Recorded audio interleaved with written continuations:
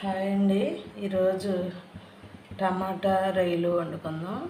Oil పోసుకున్నాం,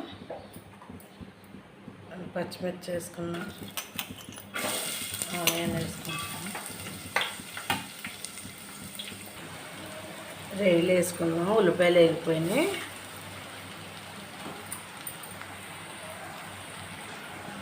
పసుపు వేసుకుంటున్నా, అలాగే ఉప్పు వేసుకుంటున్నాం. 2 స్పూన్లు వేసుకున్నానండి.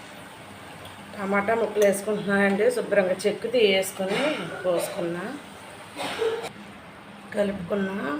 1 స్పూన్ అల్లం వెల్లిపాయ పేస్ట్ వేసి మగ్గిపోయింది. కారం వేసుకున్నాం. 2 స్పూన్లు కారం వేసుకుంటున్నా, కరివేపాకు కూడా వేసుకుంటున్నాం.